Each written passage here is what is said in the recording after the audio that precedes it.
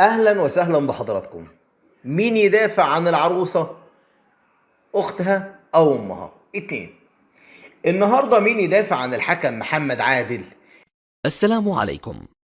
لا تنسوا الإعجاب بالفيديو والاشتراك في القناة تشجيعا لنا لنستمر بنشر المزيد إن شاء الله. اللي احتسب ركلة جزاء لصالح نادي الزمالك مع إنها مش ركلة جزاء. الكورة ضربة في الأرض وبعد كده طالعة لإيد اللاعب مش متعمدها نهائيا، وحصل تسريب للمكالمة. تعالوا هقول لكم مين يدافع عن محمد عادل. بس في البداية بعد إذنك يا جميل اعمل لايك للفيديو واشترك في القناة وفعل جرس الإشعارات علشان يوصلك كل جديد. النهاردة وبعد طول انتظار اكتشفنا حقيقة التسريب للمكالمة بتاعت محمد عادل. طبعا كلنا سمعنا التسريب بتاع المكالمة وان الكورة ما كانتش ركلة جزاء اصلا، والحكم قال انها مش ركلة جزاء، وفجأة انها يجري على الملعب ويشاور انها ركلة جزاء وصحيحة بنسبة 100%. وبالتالي الزمالك انتصر في اول مباراة ليه في الدوري المصري بمصيبة سودة بضربة جزاء ظلم. طيب، ايا كان ضربات الجزاء الاولى ظلم مش ظلم دي مش قصتنا اللي غيرت نتيجه المباراه، اللي هي الكوره الاخيره بتاعت عبد الله السعيد اللي سجلها. الحكم لما سرب اللقاء، طبعا اغلبيته اللي طلع يتكلم عن اللي سرب اللقاء واللي طلع برضه يهاجم في الحكم، لكن اتحاد الدولي لكرة القدم تعالوا بس، سبحان الله، اتحاد الكورة المصري يعمل ايه؟ يطلع يدافع عن محمد عادل وبكل جراءة. تخيلوا، يقول لك ان مدة التسجيل مش كاملة. مدة التسجيل مش كاملة. تثبت ازاي ان الكلام بتاع اتحاد الكورة ده صح؟ هقول لك تثبت ازاي. هات تسريب المكالمة والوقت اللي وقف، او التسريب الصوتية اللي بين محمد عادل وبين غرفة الفار، والوقفة اللي وقفها محمد عادل قدام تقنية الفار. هتلاقي ان التوقيت في المكالمة ازيد من الوقت اللي وقفه محمد عادل، وان الصوت بعد ما محمد عادل يتحرك سبحان الله، بعد ما حكم الفار طلب انه يرجع لتقنية الفار ورجع محمد عادل، ابتدى الكلام ان الكوره لا مش هدف، الكوره قصدي مش ركله جزاء، الكوره طبيعيه جدا والكوره رايحه لايده، وهو اتحرك وراح يحسب ضربه جزاء كان في صوت شغال، صوت المكالمه برضو شغال. معنى كده ان في حاجه غلط في النص. مش مهم، مش قصتنا، احنا مش قصتنا هنا، احنا مش صفه حقيقيه. لكن تعال شوف المفاجاه الاكبر من دي. بيحاكموا حكم الفار ويقول لك لا، الشركه الخاصه بتقنيه الفار هي المسؤوله عن تسريب المكالمه، ومحمد عادل لا غبار عليه. يا راجل ولا غبار ايه ده؟ انت جرار رمله قلبته فيه تقول لي ولا غبار عليه؟ احتسب ركله جزاء ظلم وتقول لي لا غبار عليه؟ امال ايه اللي مش غبار عليه؟ طيب، النادي الاهلي النادي الوحيد اللي مشرف مصر ومشرف افريقيا.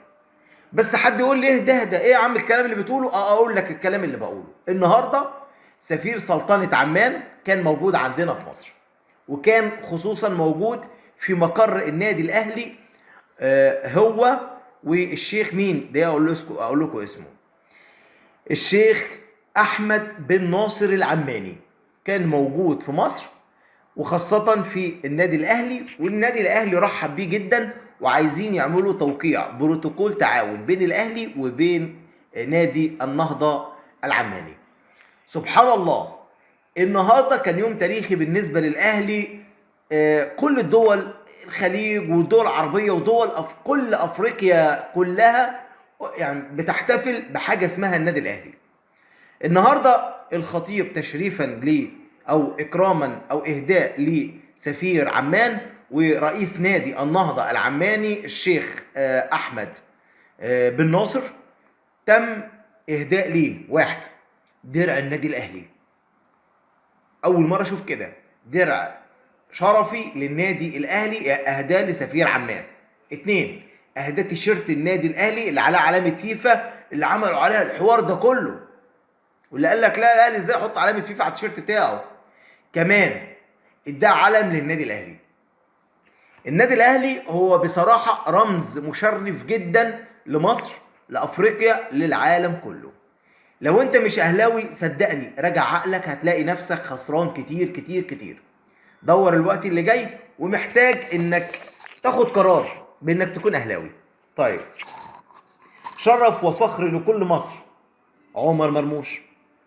عمر مرموش اللي تألق وبشكل جميل جدا بعد الضربة الحرة المباشرة على المرمى وسجلها بأعجوبة. كلنا كنا منتظرين مرموش يعمل كرة عرضية، ولكن مرموش سددها من مرة واحدة في الجول. جبت منين القلب ده؟ الله أعلم. بس كل اللي أقدر أقوله يا رب تكمل في رحلة احترافك وتكون لاعب زي محمد صلاح وأحسن وزي غيره أحسن. نتمنى الوقت اللي جاي مرموش تظهر وبعلامة عسل. وفي المنتخب ان شاء الله، عشان خلاص عندنا مباراتين في المنتخب، تحصيل حاصل، ولكن برضو عايزين نشوف التمتع بالكرة في الدنيا كلها. حبيبي يا مرموش. طيب نروح بقى لإعادة مباراة الزمالك والبنك الأهلي. الكلام الفيك اللي طلع على التواصل الاجتماعي، استحالة المباراة تتعاد يا جماعة، ركزوا شوية. مباراة البنك الأهلي والزمالك استحالة تتعاد بخطأ فني ولا بأيا كان المباراة تتعاد. كل اللي اقدر اقوله ان النادي الاهلي، البنك الاهلي، ربنا يعينك على الموقف اللي اتحطيت فيه ويعوضك احسن منها بالظلم اللي شفته في مباراة الزمالك من الحكم محمد عادل الظالم، اللي احتسب ركلة جزاء هي مش ركلة جزاء، وتسريب تقنية الفار واتحاد الكرة اللي طالع يدافع عن محمد عادل. عشان ما تقولش عليكم في الفيديو ده اكتر من كده، ما تنساش لو عايز اخبار الكوره واخبار الرياضه في مصر توصل لك، اعمل لايك للفيديو، اشترك في القناه، فعل جرس الاشعارات علشان يوصلك كل جديد. ونسيت قبل ما اطلع من الفيديو هقول لك خبر مهم جدا جدا. واحد، مصيبه في عقد محمد رأفت، ودي حاجه ما تعديش ابدا. ازاي اللاعب يمتلك عقد ينتهي في 2025 والنادي الاهلي يمتلك نفس العقد وينتهي في 2027؟ في حاجة غلط في النص. النادي الاهلي الحق بسرعة، دور علشان في مصيبة في عقد محمد رأفت. واحد هينتهي في 2025 والعقد مع الاهلي بيقول هينتهي في 2027، وتحول الموضوع للمحكمة الرياضية. شكرا جدا لحضراتكم، ما تنسوش لايك للفيديو واشتراك في القناة، والى اللقاء في فيديو اخر.